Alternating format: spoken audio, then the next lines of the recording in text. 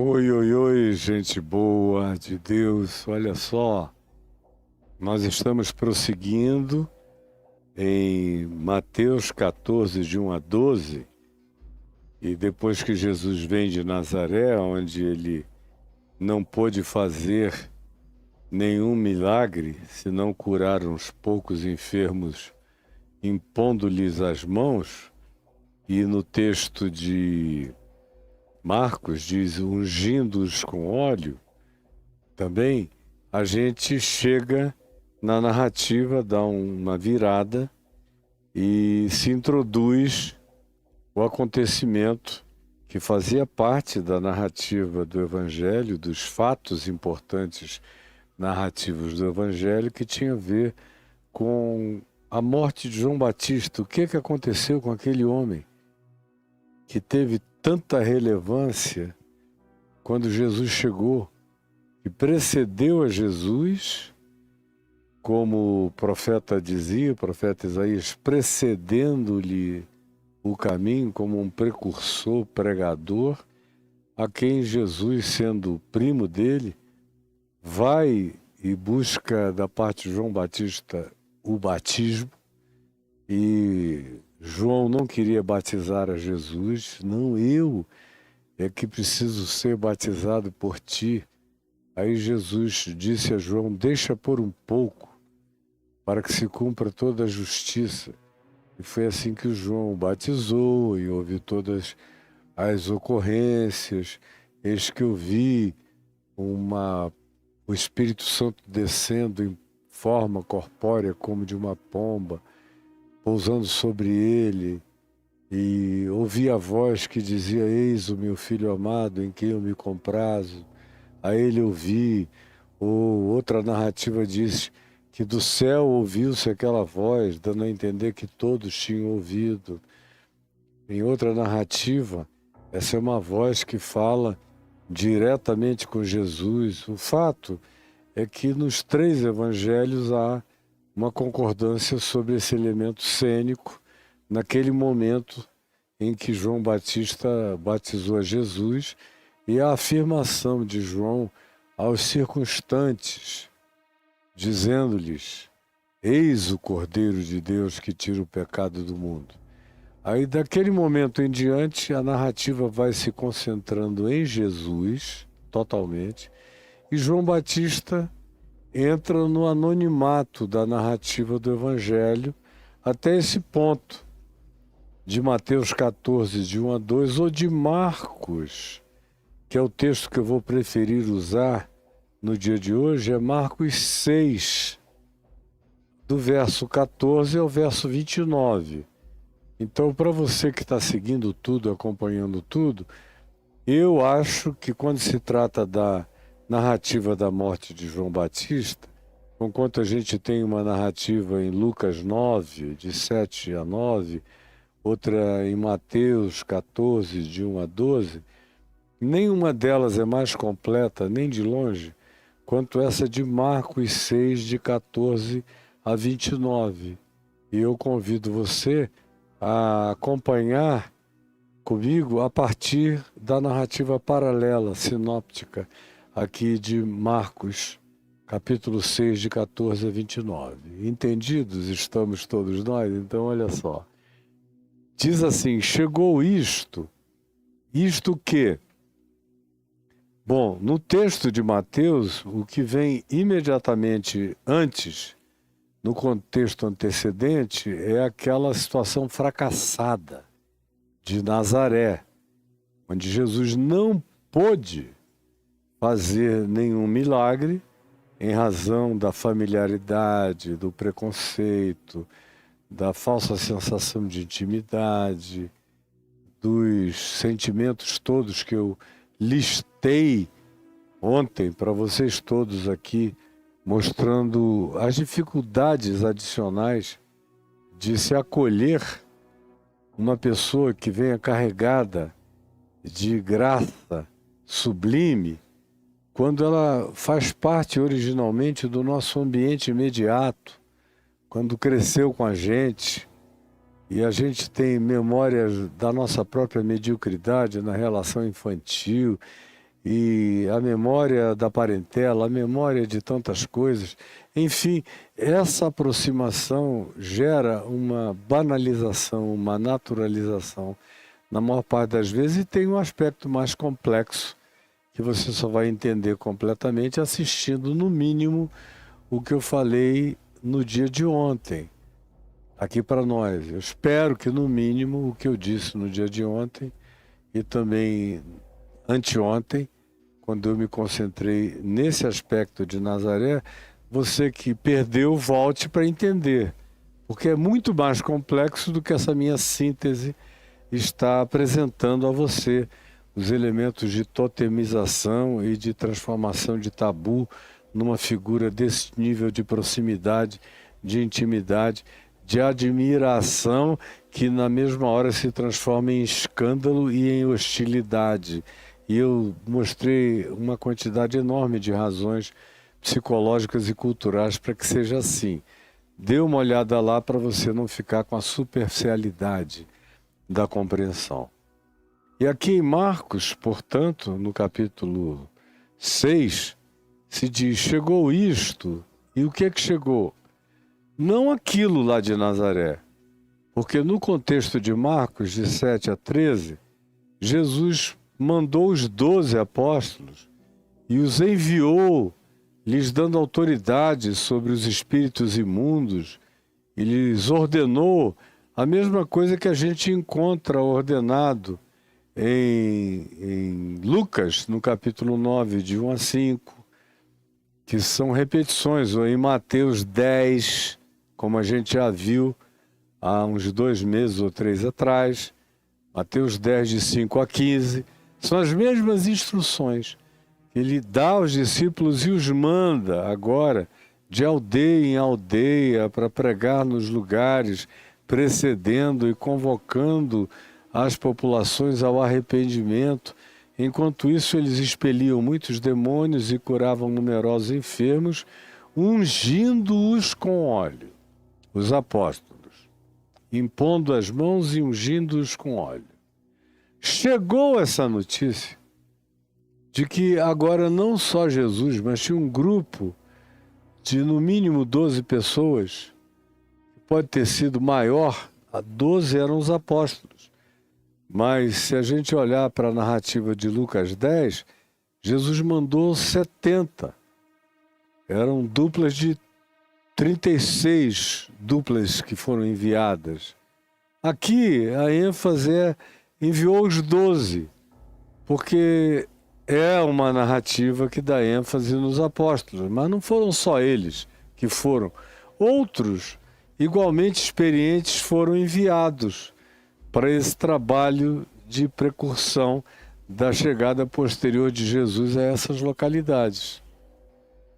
É esse assunto de que havia agora não só Jesus, mas um grupo grande de discípulos também curando, fazendo milagres, expulsando demônios e anunciando o evangelho do reino de Deus, é que chegou até os ouvidos do rei Herodes. E o rei Herodes ouviu isso. Eu não estou falando do Herodes do norte da Galiléia, que é o Herodes Filipe, irmão desse aqui. Esse aqui é o Herodes de maior preeminência, nessa época chamada do Tetrarcado Herodiano. Foram muitos os Herodes. Se você vê a genealogia de Herodes o Grande, foi o precursor de todos os Herodes, que viveu antes de Jesus e foi aquele da matança dos inocentes lá em Belém, quando Jesus nasceu. Você vai ver as ramificações todas dos variados Herodes e descendentes dos Herodes que nasceram daquele Herodes o Grande, que foi quem reconstruiu o segundo templo com grandeza muito maior do que a de Salomão, que era uma figura de capacitações arquitetônicas de genialidade absoluta. O cara era doido, megalomaníaco, narcisista, sociopata, psicopata, era tudo o Herodes o Grande, mas era um arquiteto absolutamente genial, tomado por um sentimento de grandeza, de arrogância, de soberba, e um pânico paranoico incomparável. Era um Saul dos dias de Davi elevado a muitas potências acima de Saul nas suas capacitações. É esse indivíduo aqui que está presente como uma espécie de Saul pertinente a João Batista e a Jesus. E aquele lá do Velho Testamento é pertinente ao rei Davi, de quem Jesus é descendente. Mas as duas figuras antagônicas, tanto de Davi quanto de Jesus, são extremamente parecidas numa coisa, especialmente na paranoia, no surto de perseguição, na angústia hipocondríaca que ambos sofriam. Eram pessoas extremamente doentes e com a alma totalmente desfigurada, tanto o Saul do Antigo Testamento quanto o Herodes dos dias de João Batista e de Jesus. Quando chegou essa informação de que não apenas Jesus, mas agora um grupo de pessoas que ele enviara, estavam fazendo milagres extraordinários, apenas ungindo as pessoinhas com óleo, Herodes ficou chocado. Quando isso lhe penetrou nos ouvidos, ele se assustou, porque o nome de Jesus já tinha se tornado mais do que notório para todo lado, em todo aquele território chamado dos filhos de Israel e chamado pelos romanos de a Palestina. Pois bem, e alguns diziam, olha, o que está acontecendo, essa invasão do sobrenatural, do miraculoso, crescente, porque antes era João Batista. Aí você prendeu João Batista, surge esse Jesus, que faz João Batista virar um chaveirinho.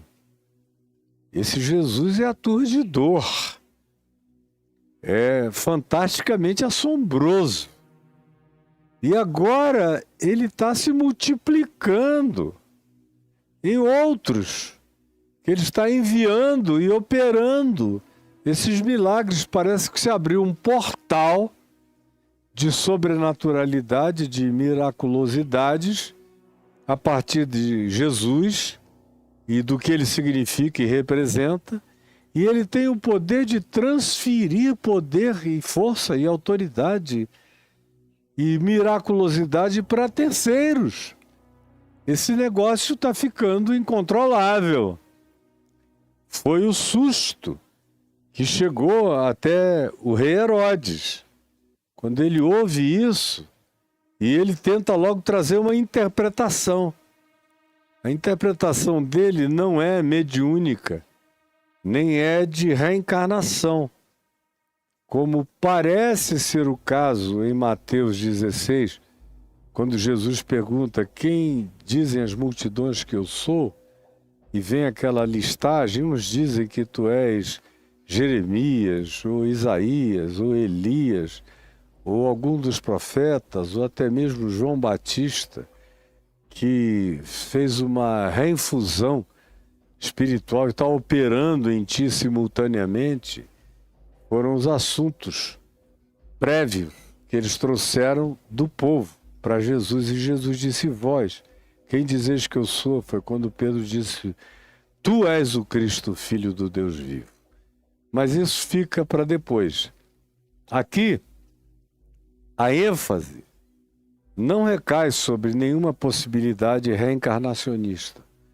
Conquanto houvesse, especialmente na Galileia dos gentios, uma influência multicultural dos povos todos à volta e das caravanas que passavam dos grupos subsaarianos e da Etiópia e do Egito, dos Nabateus e de Edom, Amon e Moabe, de toda aquela região da Decápolis, das Decapólis, e as caravanas que passavam na frente de Cafarnaum se dirigiam aos roteiros mais longínquos, chegando no final à Índia, iam e voltavam com informações variadas, de modo que a Galiléia não é chamada à toa de Galiléia dos Gentios, porque também havia um fomento de natureza, de concepções religiosas, informações e trocas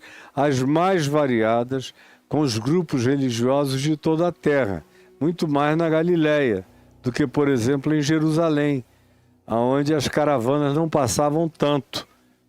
Era um lugar mais protegido para a aristocracia. Eles mandavam as coisas que eles queriam que fossem compradas, serem compradas por outros e levadas para serem vendidas no mercado mais puro de Jerusalém, que era uma cidade eminentemente religiosa e dominada pelos líderes e donos da religião de Israel e os gestores do templo e das guardas religiosas que trabalhavam em favor deles, na defesa deles e sob o comando deles. Pois bem, aqui a ênfase de Herodes não recai sobre reencarnação, mas ele diz, é João Batista. Alguns diziam João Batista, que ressuscitou de entre os mortos. Por isso nele operam forças miraculosas. Pelo menos na corte de Herodes, o que prevalecia como interpretação que explicasse a proliferação miraculosa de novos agentes do sobrenatural enviados por Jesus era a ressurreição de João Batista, que parece que tinha se diluído a partir de Jesus, potencializado Jesus, e Jesus estava distribuindo um poder muito maior que procedia dele e agora ele distribuía com outros. O que se não explica, todavia, é o fato de que o apóstolo João diz, confessando o que o povo em geral falava, que João Batista nunca tinha feito nenhum milagre. Nenhum. Não há ninguém que pudesse dizer, eu fui curado por João. João veio como um profeta sem milagres, só com palavra, com exortação, com admoestação. João, na verdade, não operou nenhum sinal, nenhum milagre. Aí se acrescenta no Evangelho de João, porém, tudo quanto ele disse acerca de Jesus era verdade. Essa é a ênfase do apóstolo João no seu Evangelho acerca de João o Batista, em relação a Jesus. Mas aqui, em Marcos, esses da corte do rei Herodes dizem é João Batista. Por quê? Porque o elemento culposo estava pulsante ali dentro da corte. Todo mundo respeitava João Batista. Ninguém podia acusar João Batista de nada. Ele era íntegro, ele era limpo, ele era coerente, ele era honesto, ele era prudente, ele era totalmente resguardado de impurezas variadas, ele era um asceta que vivia como um ermitão no deserto. Ninguém tinha nada a dizer de João Batista, ele mal aparecia nos lugares sociais ou públicos. Ele não se banqueteava, ele não ia a lugar nenhum. Quem queria ouvi-lo tinha que se dirigir aos lugares remotos do deserto da Judéia, onde ele pregava, ou às margens do Jordão, quando ele passou a batizar, já lá embaixo no Rio Jordão. Ou seja, para ouvir João Batista, a pessoa tinha um trabalho. Tinha que ir até ele, porque ele mantinha a tradição profética dos verdadeiros profetas de Israel, que era ficarem sempre em lugares separados, marginais e reclusos. Diferentemente dos falsos profetas de Israel, que iam morar na corte para adularem o rei, a rainha, para oferecerem profecias que agradassem a realeza, as autoridades e os ricos das cortes. E esses eram sempre os falsos profetas. Porque os verdadeiros profetas estavam sempre longe do poder. No máximo, eles eram chamados depois que todos os recursos relacionados aos falsos profetas tinham sido esgotados e algum rei um pouco mais criterioso queria ouvir uma palavra mais sóbria, dizia, não, esses aqui só falam o que a gente quer ouvir. Chama aquele cara, como aquele tal de Micaías, nos dias de Acabe e Josias, que só fala o que ninguém quer ouvir. A gente está precisando de alguém que não tenha respeitos humanos, que tente falar da parte do Senhor. Aí trouxeram o profeta Micaías, que iniciou a profecia dele com uma grande ironia e um sarcasmo. Até que o rei diz, você está de gozação com a gente sabe que você está repetindo o que esses caras aqui da corte estão falando. Fala a verdade. Aí ele disse, não, o que eu vejo é que hoje até o fim do dia vocês vão estar esfacelados. E aí contou a história inteira da derrota que aconteceria. Foi o que aconteceu efetivamente. Pois bem, isso é só um exemplo para mostrar que todos esses profetas que você lê no Velho Testamento eram homens da marginalidade, eles não habitavam as cortes. Eles eram solicitados.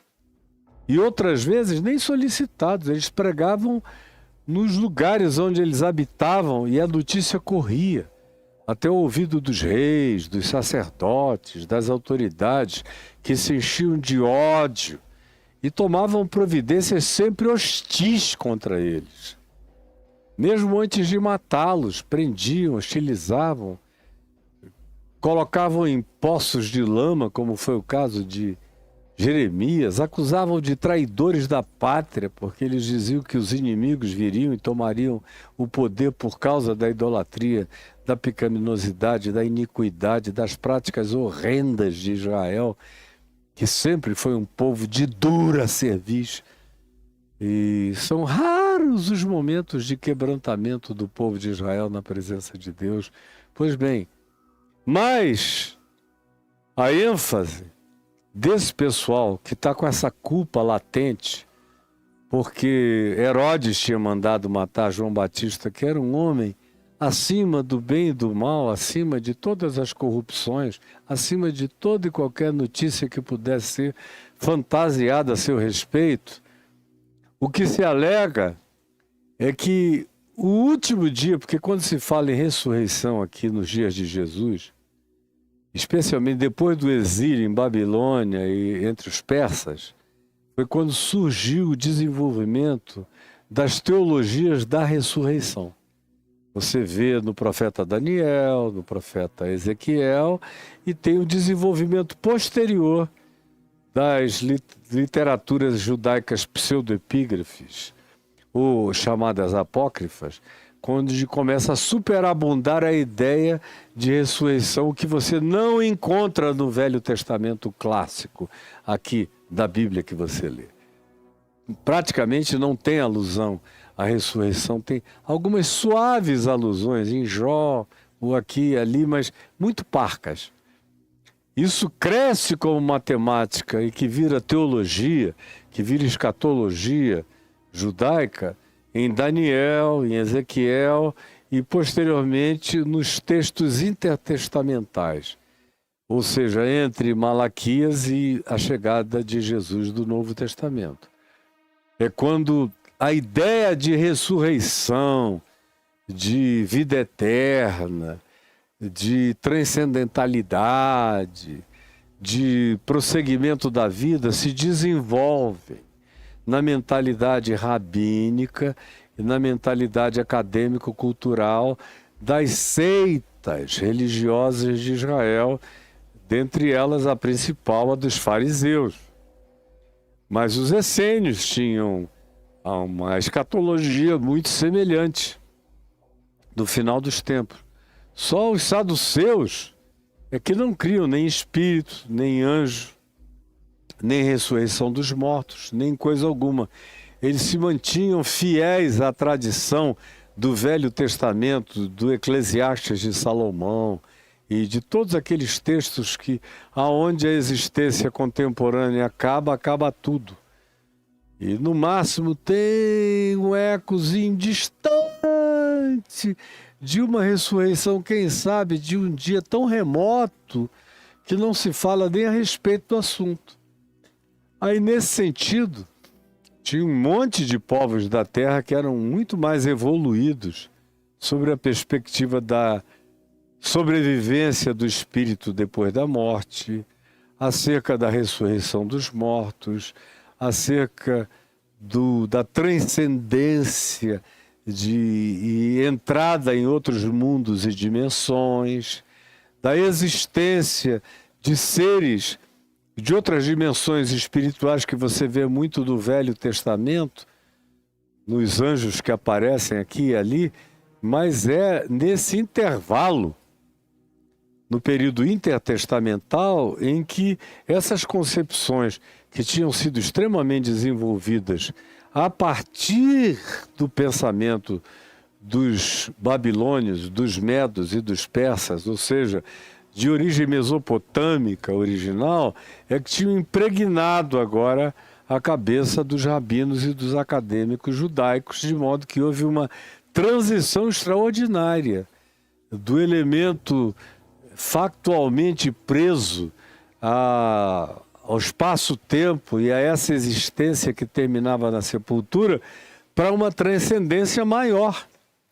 Israel aprendeu isso no cativeiro em Babilônia entre os medos e os persas.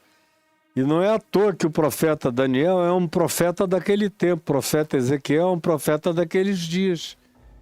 E você vê que a alusão ao elemento ressurreição vem desse tipo de datação histórica, mas chega presente aqui nessa corte de Herodes com a força de que João Batista não era um reencarnado, mas um ressuscitado dentre os mortos. E se diz, por isso nele operam forças miraculosas. Outros diziam,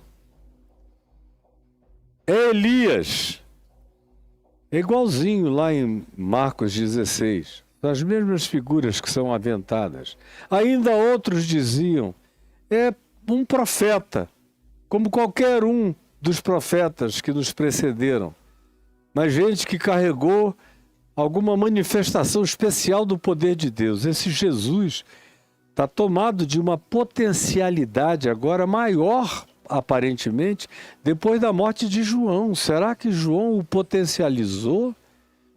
Será que ele é uma manifestação de identidade dupla dele próprio, de João Batista ressurreto, energizando, potencializando o ser dele, a tal ponto que agora ele distribui essa quantidade enorme de pessoas com esses poderes miraculosos? Ou seja, eu só estou dizendo a você que em cada tempo, em cada geração, em cada ambiente político, religioso, geográfico, histórico, as pessoas fizeram todos os tipos de interpretação do que bem desejaram.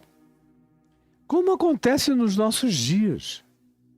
A gente posta uma coisinha ali na internet falando de um tema X, ainda que você diga que o seu tema é chave, vai ter um monte de gente falando de chaveiro, de molho de chave eletrônica, disso, daquilo. Não interessa o que você diga, interessa o que eles querem aproveitar no teu ambiente muito visto, muito assistido, muito divulgado, e colocar a opinião deles lá para ver se eles pegam uma carona. Aqui não é exatamente esse caso, mas nas cortes, todo mundo quer dar a sua opinião para dizer a posteriori, eu falei sobre o assunto. Não, hoje lá na corte, o papo era esse, eu dei minha opinião. Eu falei que era Elias. O outro diz, eu disse que era fulano de tal. Outros dizem, eu fui um dos que asseverei que é João Batista ressuscitado. Eu só estou fazendo a você essa introdução para você saber que não mudou absolutamente nada. A natureza humana é assim, leviana, precipitada, ignorantemente idiotada e com a capacidade enorme de vomitar tolices de todos os lados, de opinar inconsequentemente. Ficou infinitamente pior, porque agora qualquer imbecil pode fazer uma live e dizer todas as imbecilidades da Terra que no passado não era possível. No passado o cara tinha que estar num ambiente como uma corte, ou tinha que ter um espaço no jornal, ou depois da televisão e do rádio tinha que ter alguma capacidade de dizer coisa com coisa que interessasse a uma grande maioria para ele ter um espaço de radiodifusão ou de televisão. Hoje em dia não.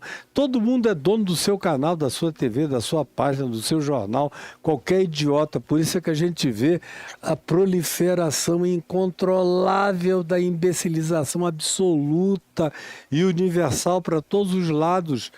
E você fica assistindo e vendo que quanto mais imbecil seja a sugestão, maior serão os milhões e milhões de seguidores da mesma ignorância, da mesma palhaçada, da mesma propagação, o que só mostra o nível de atordoamento, de embrutecimento, de burrice crônica, de universalização da patologia de um que vai se transformando em realidade epidêmica, tomando conta de uma quantidade enorme de outros que não sabiam nem o que dizer, mas passam a repetir a tua idiotice ou de alguém perto de ti. Que é como acontece o tempo todo nos nossos dias, e não é uma coisa inventada hoje, só é potencialmente muito mais ampliada nos nossos dias. Porque, portanto, uns dizem, outros falam, é o que a gente tem de sobra nessa internet, e quem quiser se defender de idiotices não ande pesquisando. Porque, meu Deus, é aturdidor a quantidade de imbecilização que sai para todo lado e você vê as pessoas aplaudindo, dizendo maravilha, que coisa linda. Aí você vai ver quem é que está dizendo isso.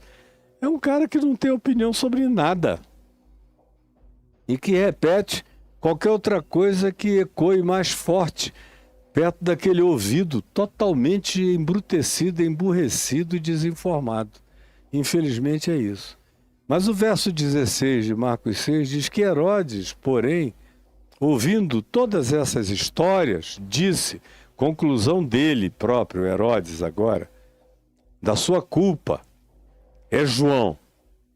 Porque ele estava culpadíssimo, o rei Herodes. Ele ouviu as histórias e disse, é João a quem eu mandei decapitar, que ressurgiu. É o João descabeçado que voltou da morte, decapitado. E vocês vejam o nível de culposidade que ele carregava, porque ele nem diz só é João que eu mandei executar, ele faz questão de ser minucioso, meticuloso, de dizer a quem eu mandei decapitar. Sabe lá a quantidade de vezes que esse cara não andou com essa imagem da cabeça de João Batista, que foi trazida numa salva de pratas, lá do cárcere, oferecida à filha de Herodias, que dançou gostosa, bonitinha, peladinha, com os contornos sensuais do seu corpo delicioso e absolutamente encantador, fez a corte inteira babar, e o rei Herodes querer pegar a menina, e falou para a mãe dela, que era amante dele, e a menina era sobrinha dele, porque era filha do irmão dele, Herodes Filipe, lá da Cesareia de Filipe, no extremo norte, no sopé do Monte Hermon, cuja esposa ele estava pegando, e estava descaradamente já chamando de minha mulher, e agora queria também pegar a sobrinha, filha do irmão dele, e ficou tão encantado que disse, olha, essa bundinha mexendo, esse quadrilzinho, essa dança do ventre, esses seios lindos, essa menina extraordinariamente, eu dou metade de tudo que eu tenho para você deixar, Herodias, eu ficar com ela. Eu pegar essa garota também. E aí, essa é a proposta que ele faz. E ele só não imaginaria que Herodias, a mulher do seu irmão Filipe, ouvindo isso de Herodes, que tinha mandado prender a João Batista porque ela, Herodias, odiava João Batista. como eu falei antes, porque João Batista resolveu fazer uma coisa que não se diz que Deus mandou que ele fizesse. João Batista tinha uma mensagem dada por ele da parte de Deus: arrependei-vos e convertei-vos. Ele pregava no deserto. A ele iam guardas judaicos, guardas romanos, cobradores de impostos, os chamados publicanos, as meretrizes, todo tipo de pecadores, iam em profusão ouvi-lo, naquele seu convite à mudança de vida, à metanoia, ao arrependimento, ao batismo para transformação de consciência e de pensamento. Era isso que ele fazia. E até mesmo os fariseus se apresentaram lá. E João Batista disse a eles: raça de víboras, quem vos induziu a fugir da ira vindoura? Vocês estão pensando que esse meu batismo aqui salva vocês da ira que virá sobre a vida de vocês, do juízo que vai alcançar a mentira, a hipocrisia, a disfarçatez horrorosa e demoníaca de vocês? Não. A menos que vocês se convertam, que a mente mude e que vocês produzam fruto digno de arrependimento, fruto coerente com metanoia, com mudança de vida. Do contrário, o meu batismo não muda nada na cabeça e na vida e no resultado da existência de ninguém. No entanto, no que diz respeito ao rei Herodes, com Herodias, João Batista deu um passo além, que não se diz que ele deu em lugar nenhum.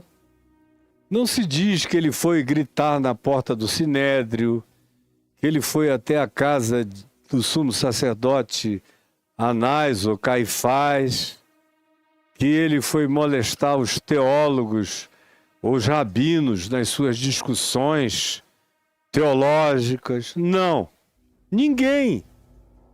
Ele só pregou para quem foi atrás dele. Até Jesus foi atrás dele. E ele vivia como um ermitão solitário. Mas em relação a Herodes, ele ganhou uma intimidade diferente. Porque Herodes gostava de ouvi-lo, é o que a gente fica sabendo na leitura de Mateus 14, de 1 a 12, de Lucas 9, de 7 a 9, e aqui em Marcos, de 14 a 29. Herodes gostava de ouvi-lo. Herodes se impressionava com o que ele dizia e o respeitava enormemente, é o que está dito aqui.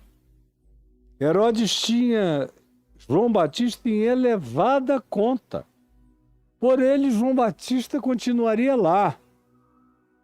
E João, algumas vezes, foi chamado para que Herodes conversasse com ele e fizesse perguntas particulares. E diz aqui o verso 20, porque Herodes temia João Batista, sabendo que ele era um homem justo e santo, e o tinha em segurança, não deixava que ninguém intentasse mal algum contra ele. Porque Herodes era louco, mas nem tanto, ele sabia que João Batista era um homem de Deus. E quando ele ouvia João Batista, ele ficava perplexo das vezes que ele ouviu. Foram as vezes que ele mandou buscar João para conversar. Escutava-o de boa mente, chocado com o que João dizia, com as palavras de autoridade que lhe chegavam, que lhe vinham à boca. E essa era a atitude do rei Herodes para com João Batista. No entanto, se diz aqui no contexto antecedente, no verso 17, que Herodias, a mulher do irmão de Herodes, o Filipe, odiava a João Batista e tinha feito Herodes prender João. Prender. Se você não quer matar, prende, porque eu não aguento mais. Ele vê a gente juntos, ele fica gritando: adultério, adultério, não te é lícito deitares, dormires, transares com a mulher do teu irmão, que está vivo lá no norte, casado ainda com ela, e tu, porque és mais forte, mais poderoso, mais velho, mais dominador, pegaste na mão cheia. É pecado teu e dela. E ela queria era poder, o Herodes que tivesse mais poder. Ela não queria o sobrenome da família, ela queria o poder de quem mais podia e teria a oferecer. E era esse Herodes aqui, o mais velho dessa tetrarquia. E, portanto, diz o verso 19, Herodias odiava João e queria matá-lo. Mas não podia, porque Herodes o defendia, o protegia. Até que chegou esse dia excepcional para Herodias, que é o dia do aniversário de Herodes. Herodes estava fazendo anos. E ele deu um banquete enorme e chamou representantes, dignatários, consulados, gente com grandezas representativas de todos os lugares que ele pôde alcançar com convite e trazer. Trouxe todo mundo para o seu palácio em Jerusalém e ofereceu um banquete absolutamente grandioso. E também aos oficiais e militares romanos e oficiais do templo judaico e aos principais ricos e poderosos da Galileia e das Decapólis. Chamou todo esse pessoal e fez uma festaça.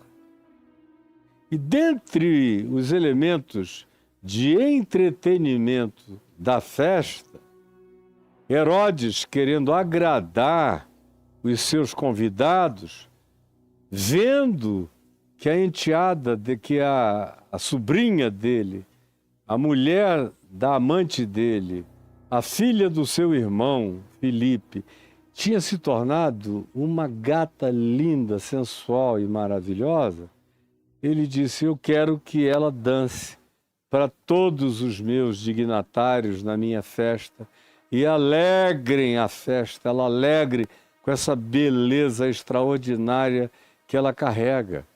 E aí é a hora em que a menina entra e dança, e gera esse furor geral nos homens todos. Herodes está ali com um desejo, com uma ereção incontrolável, uma vontade de posse, de possuir, de devorar a garotinha, de fazer dela propriedade comestível, da sua gula, do seu hedonismo. Aí ele vira, depois desse espetáculo de nudez sensual e de perplexidade quanto à beleza apreciada por todos, ele disse à jovem, pede-me o que tu quiseres e eu te darei, sua linda. E jurou, se você me pedir, mesmo que seja a metade do meu reino, eu dou a você. Você vale cada centavo, sua gostosa. Aquela loucura de um homem surtado de desejo, com muito poder na mão. E aí ela saiu do meio da festa, de diante do trono do rei, procurou a sua mãe ali ao lado e falou no ouvido da mãe, escuta, ele está me oferecendo qualquer coisa, até metade do reino. O que eu peço? E a Herodias odiava tanto, tanto, tanto a João Batista, que ela não quis a metade do reino. Ela podia ter dito, aceita. E a gente vai ficar mais poderoso do que o teu pai, lá no norte, na Cesareia de Filipe.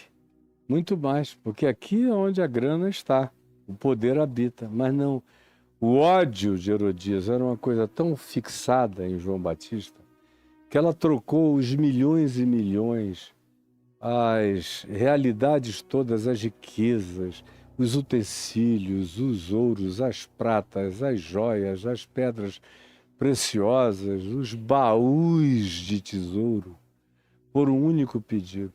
Pede agora mesmo, nesse instante, sem demora, a cabeça de João Batista num prato. E aí a menina vem, toda linda e sensual, e diz: o que eu quero é a cabeça de João Batista agora, não daqui a um dia ou dois, nesse instante, nesta festa.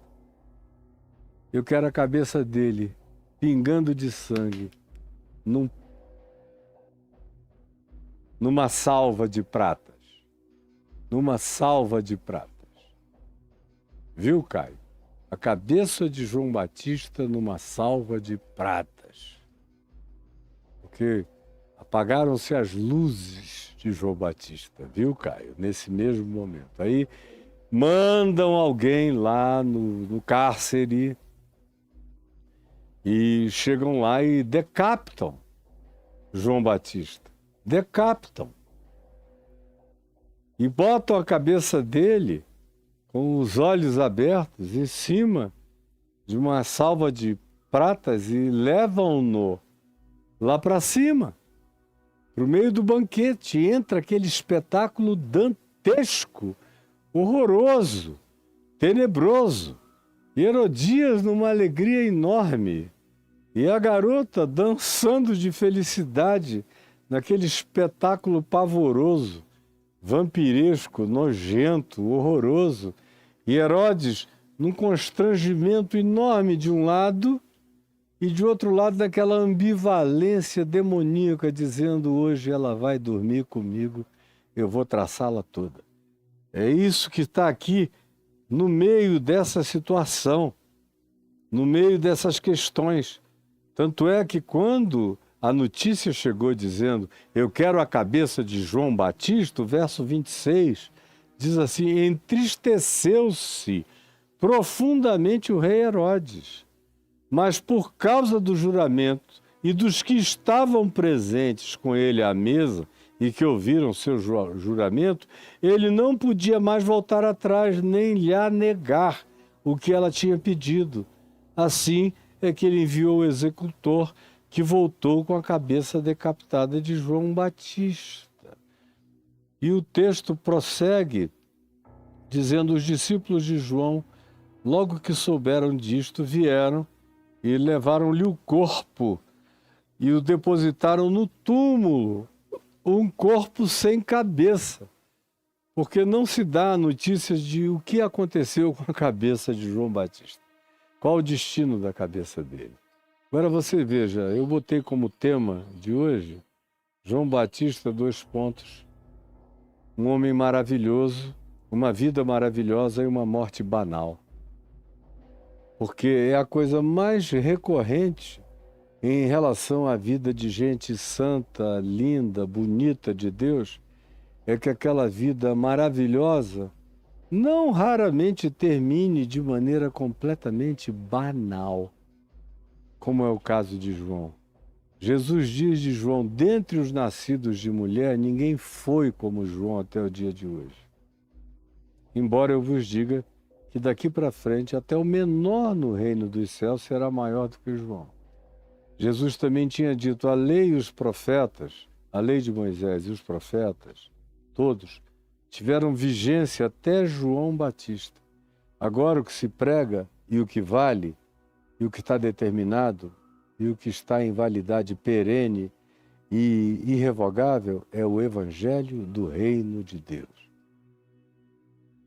Então Jesus diz essas coisas maravilhosas sobre esse homem, mas a vida dele termina assim, sem a gente saber nem o que fizeram com a cabeça dele.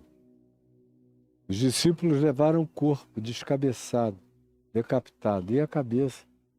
Só Deus sabe aonde ela rolou, o que fizeram com ela, em que lixeira jogaram. Como é que aquele cérebro que foi visitado por tanta graça de obediência, por tantas vozes da vontade de Deus, aquela boca que foi tão carregada de revelação, aqueles olhos que primeiro enxergaram e viram o Cordeiro de Deus que tira o pecado do mundo, até mesmo o feto João, se estremeceu no ventre da sua mãe Isabel, quando Maria chegou lá em Encárem, grávida de Jesus, que era apenas um feto, e João era uma criança de 6 meses no ventre, estremeceu quando Maria disse: salve Isabel, oi minha prima. João tremeu no ventre e Isabel disse: a criança se estremeceu de alegria pela voz da tua saudação, porque de onde me provém que me venha visitar a mãe do meu Senhor, do meu Salvador. Então, esse é um cara que tinha tido impactos da voz de Jesus no ventre da mãe dele, quando ele era apenas uma criança dentro do útero da mãe Isabel. E que foi quem batizou Jesus, foi quem primeiro viu: olha o Cordeiro de Deus que tirou, tira e tirará. Ele é a solução para todos os pecados, é nele que as coisas ficarão consumadas eternamente, que a lei se cumprirá absolutamente. Ele é o cumprimento de todas as coisas. João viu antes de todo mundo. E agora, esses olhos, esses ouvidos, essa boca, essa cabeça, esse aparato de natureza sensorial objetiva está separado do corpo, jogado em qualquer lixeira do palácio. Sabe lá o que aconteceu? Comido pelo quê? Por vermes, pelas formigas, pelo que se queira desejado fazer de mórbido com a cabeça desse indivíduo. Agora, tudo isso começa por causa daquela denúncia dele, que, a meu ver, e vocês me perdoem, é só uma opinião minha, ninguém, por favor, faça disso coisa alguma, há um silêncio do Novo Testamento sobre essa ação do João Batista. Não tem ninguém dizendo que João fazia aquilo da parte do Senhor. Ninguém. Nem Jesus disse.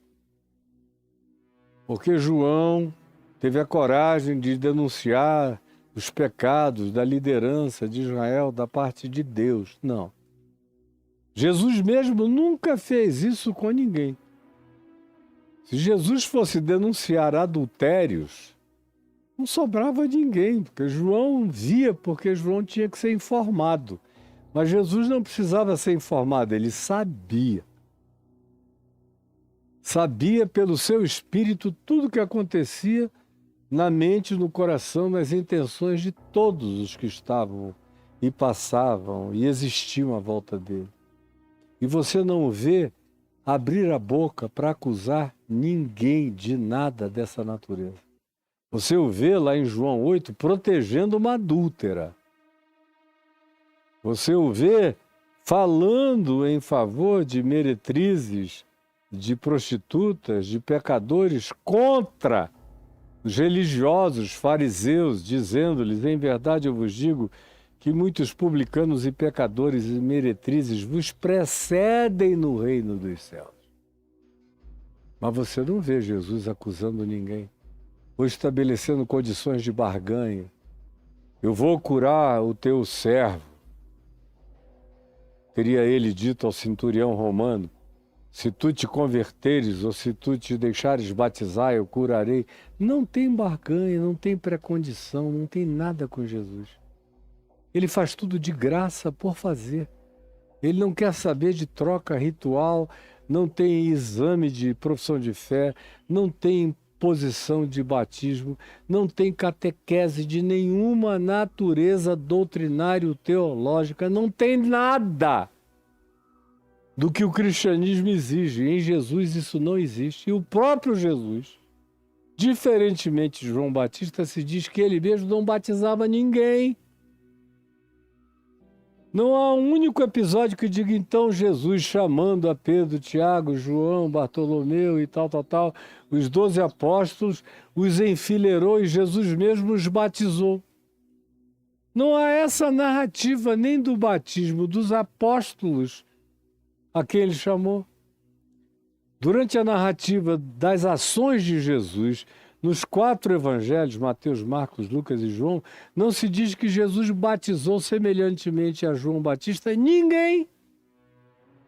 Ninguém, ninguém, ninguém. Ele disse, a tua fé te salvou sem batismo de ninguém. Hoje mesmo estarás comigo no paraíso, com o malfeitor ao lado dele na cruz, sem batismo, sem nada, sem precondição, sem coisa alguma. Porque o resto, me perdoem, é uma invenção religiosa. Que a religião precisa ter uma quantidade de sacramentos, de ritos, de pré-determinações, de pré-condições, para poder botar você dentro do curral, sem o qual você não entra no reino dos céus e eles não recebem poder, dízimos, ofertas e tudo mais que fazem. Mas com Jesus nunca foi assim, não é assim. E também você não vê Jesus acusando ninguém de coisa alguma. E haveria uma fartura. O próprio Jesus encontrou com esse Herodes aqui, não disse nada. O texto, mais adiante, não muito tempo depois, 1 ano e pouco depois no máximo, Jesus está na presença deste Herodes aqui. E não lhe diz palavra. Herodes fica pedindo sinais, prodígios, maravilhas, curas, eu quero ver. Fala alguma coisa, diz alguma coisa. E Jesus ficou calado. Não disse nada. Nem para ele, nem para a corte, nem para Herodias, nem para ninguém. Absolutamente ninguém. E não há nenhuma denúncia de Jesus em relação a ocorrências morais, conjugais, de ninguém nos 4 evangelhos. Ninguém. E quando ele diz geração de adúlteros, ele não está se referindo especificamente apenas à traição que configura o adultério tópico e típico. Não. Ele está chamando esse povo de adúltero conforme a tradição dos profetas do Velho Testamento, que chama Israel de adúltera e de prostituída, tomada por espírito de prostituição, significando com isso algo muito para além de adultério tópico, físico, e muito para além da prostituição, assim caracterizada como profissão, ou troca, ou barganha, com dinheiro, com prestação de serviços sexuais a homens, como era o caso na antiguidade, sempre. Não. Os profetas tinham na sua designação de adúltero e tomados por espírito de adultério e de prostituição, a infidelidade do povo de Israel para com o Senhor Deus, para com Adonai, para com o Senhor Deus único e verdadeiro. Era uma denúncia à múltipla adoração de Deus em Israel. Israel sempre foi politeísta. A Bíblia é que é um livro monoteísta, mas Israel era politeísta. Mesmo quando eles iam ao templo adorar a Deus, eles tinham acendido uma vela em outro lugar. Eles adoravam a Astarote, a Baal, a Moloque, faziam a sua fezinha para Dagon, para as divindades todas à volta, para a divindade feminina de Acera. Eles tinham no deus El, uma divindade que às vezes eles aplicavam o nome ao Senhor Deus Adonai e outras vezes era vinculada ao deus cananita El, casado com Acera ou com qualquer outra divindade. Israel viveu em estado de prostituição. Israel dizia que era casada com o Senhor Deus único e verdadeiro. Ouve, ó Israel, o Senhor nosso Deus é o único Deus, assim da boca para fora. Mas no dia a dia, o cotidiano de Israel era cheio de idolatrias. E de tudo aquilo que se dizia que se Israel fosse o povo de Deus, Israel não deveria fazer. E na maior parte esmagadora do tempo e dos séculos e das eras foi sempre assim. Como no dia de hoje continua a ser. E nos dias de hoje, até aqueles que não praticam isso são idólatras da Torá, do Muro das Lamentações, do lugar antigo da esplanada do templo, querem destruir a mesquita de Elaquizá e o domo da rocha para fazer o terceiro templo lá. São idólatras das mesmas coisas que os profetas do Velho Testamento e Jesus denunciou como idolatria para além dos ídolos, porque esse é um conceito de geração adúltera e prostituída sempre foi muito mais amplo do que tópico. Quando você ouve Jesus falar uma geração adúltera e perversa me pede sinais, era o pessoal que estava pedindo milagres, milagres e milagres. Do tipo de milagres que eles pediam aos sacerdotes pagãos. Eles queriam nivelar Jesus com as operacionalidades pagãs, das divindades pagãs que eles cultuavam. E eles respeitavam alguém não pela verdade do ensino que proferia, mas pela quantidade de mágicas, de feitiços, de magias, de poderes, de sobrenaturalidades, de paranormalidades que a figura expressasse. E de Jesus vem essa denúncia. É nesse sentido que é uma geração adúltera. Mas você não ouve Jesus entrando na casa de ninguém dizendo aqui, ó, ou quando ele dá conselhos aos discípulos, não entrem na casa de nenhum adúltero. Senão ele não podia entrar na casa de ninguém. O que ele diz é, procurem ver se nessa casa vocês encontram pelo menos um filho da paz. Um filho da paz. Ao invés de serem os filhos, vocês sabem de quê? Um filho da paz. Aí vocês já podem ficar porque tem um ponto de conectividade. Do contrário, não. Mas João Batista tomou para si um lugar que a gente não encontra no Velho Testamento da parte de nenhum dos profetas veterotestamentários, nenhum deles. Qual foi o profeta do Velho Testamento que acusou adultério de qualquer rei? E olha que os reis do Velho Testamento, adultério era brincadeira. Eles podiam fazer o que eles quisessem.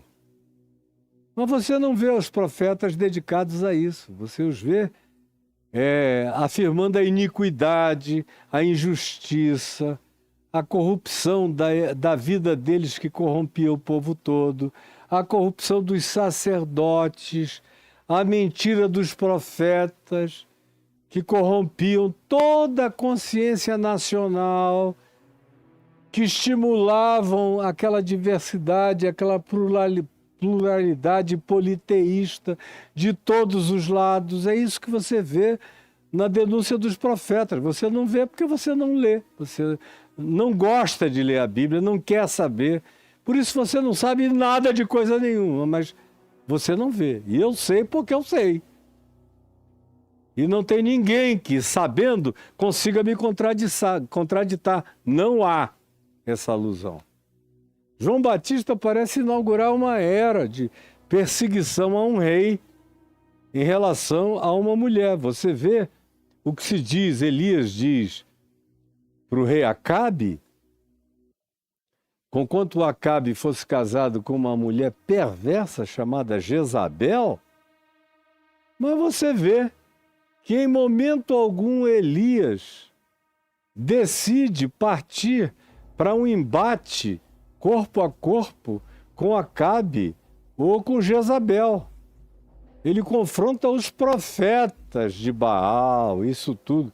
Mas quando Acabe, e quando especialmente Jezabel fica sabendo que Elias tinha feito o que tinha feito e matado todos os profetas dela, os profetas de Baal e do poste ídolo, e Elias ouve essa história, Elias se refugia do outro lado, para além das terras chamadas de Israel ou Palestina, no deserto do Sinai, no Monte Horebe, numa fenda, saiu correndo, com medo das consequências do que Jezabel poderia fazer. Isso é extraordinário sobre a natureza do profeta Elias, que era um cara tão corajoso e veemente, mas de repente num cansaço, bate um surto de uma depressividade apavorante nele, como eu já preguei milhares de vezes, tem até livros meus publicados sobre a condição psíquica de Elias, naquelas circunstâncias narradas lá no livro de Reis. Pois bem, nenhum deles, jamais, mas João Batista assumiu para si essa prerrogativa de correr atrás da carruagem. Adúlteros! Adúlteros! E, a meu ver, lendo João Batista a partir de Jesus e não Jesus a partir de João Batista, se Jesus é a minha chave hermenêutica, é a minha chave hermenêutica para avaliar João também. Então eu leio João Batista a partir de Jesus, e é a partir de Jesus que eu sei que a lei e os profetas vigoraram de Moisés até João. Sei também que até aqueles dias ninguém tinha sido maior do que João, mas que o menor no reino dos céus é maior do que João. Sei da relatividade de João por causa de Jesus, porque é Jesus quem relativiza João. Embora ele disse, para trás não houve ninguém igual, agora para frente todo mundo pode crescer infinitamente para além disso, porque é comigo que vocês vão aprender. João Batista disse, eis o Cordeiro de Deus, seguiu. E mandou que todos os seus discípulos, os de João, seguissem a Jesus. É com Jesus que eu aprendo. João Batista não é absoluto de nada para mim.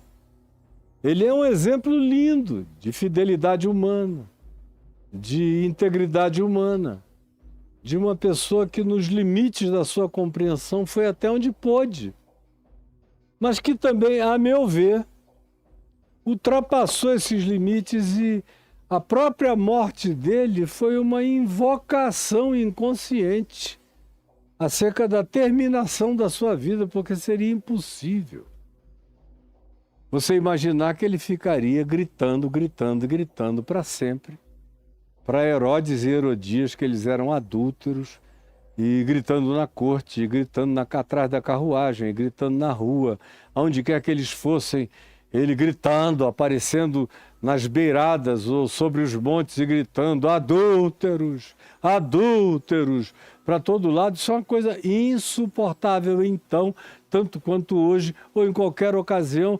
E o interessante é que você não encontra os profetas do Velho Testamento fazendo isso com ninguém, você não encontra Jesus fazendo isso com ninguém, você não encontra os apóstolos de Jesus fazendo isso com ninguém, você não encontra depois nem Paulo fazendo isso com ninguém.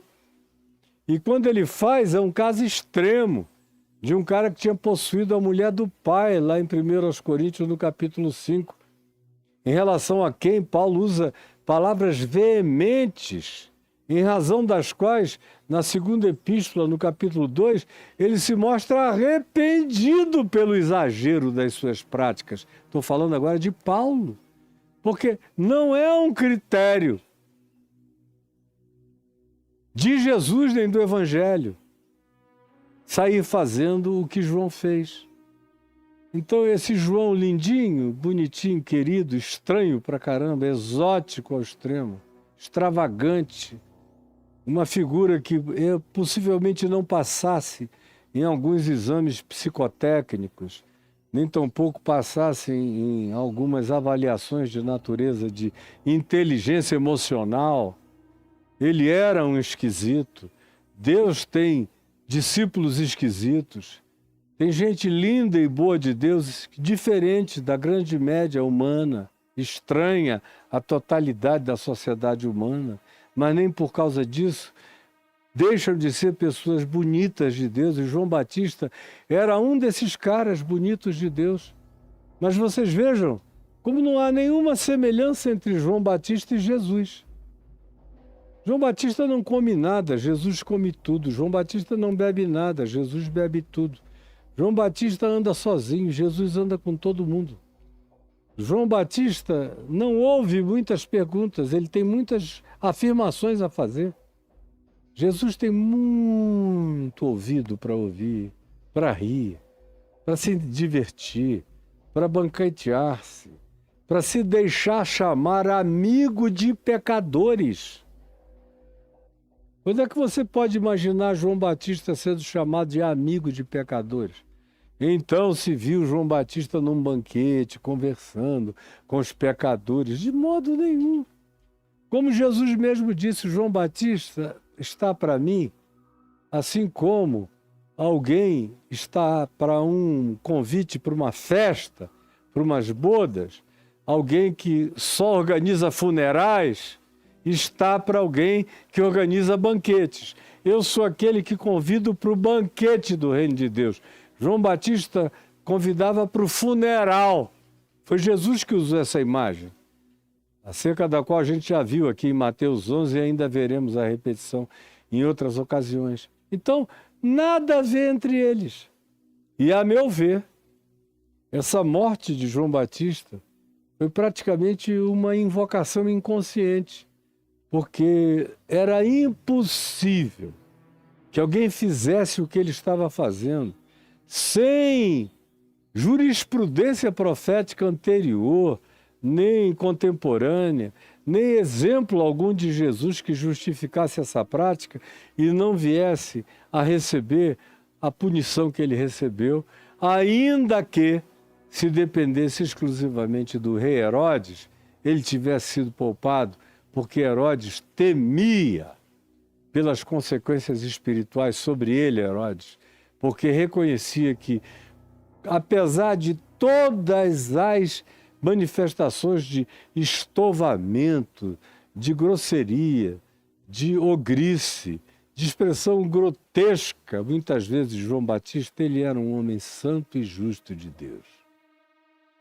Mas muitas vezes eu já conheci tantos homens santos, justos de Deus, ogros, que eu tive que chamar num canto e dizer, olha, ama a Deus, mas pelo amor de Deus, não seja mal educado.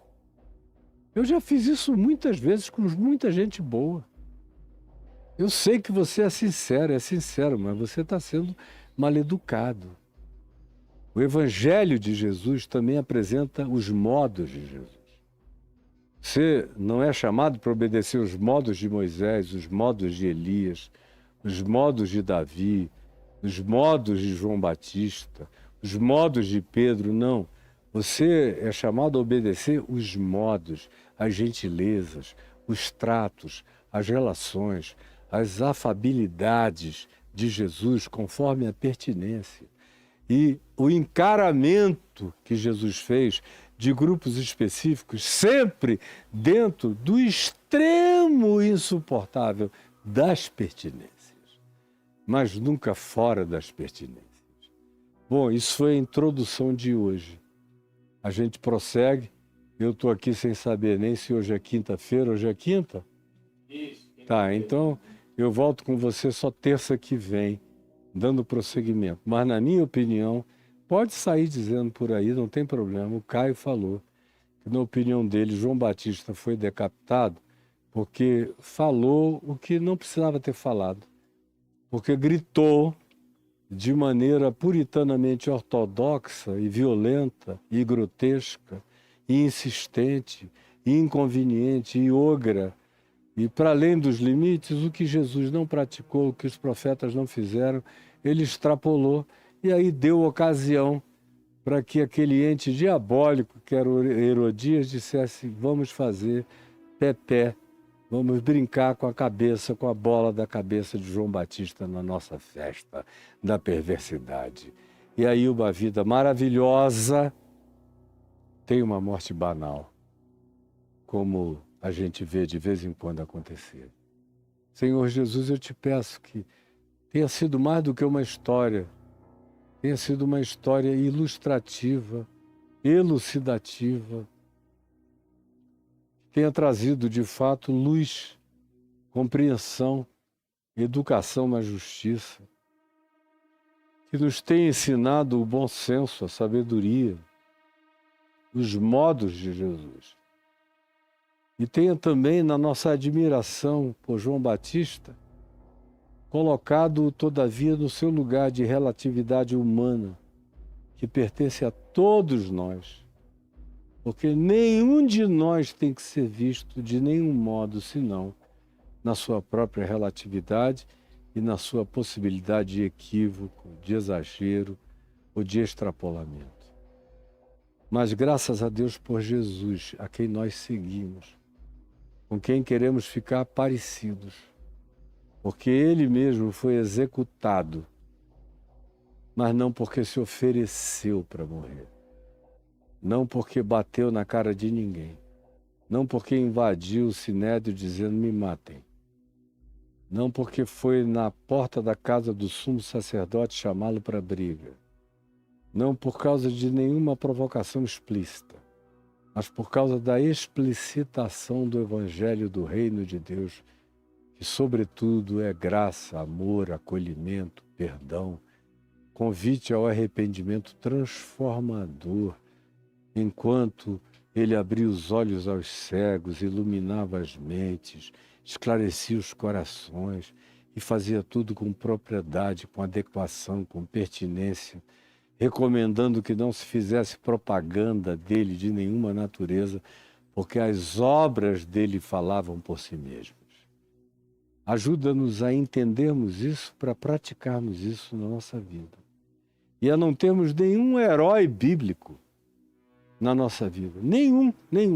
São todos nossos irmãos, com os quais a gente aprende o bem e com os quais a gente pode aprender a não praticar determinados erros, equívocos ou males. Apenas Jesus é o absoluto em toda a perspectiva da nossa existência. Por isso Ele é a nossa chave interpretativa de todas as coisas, em todas as direções.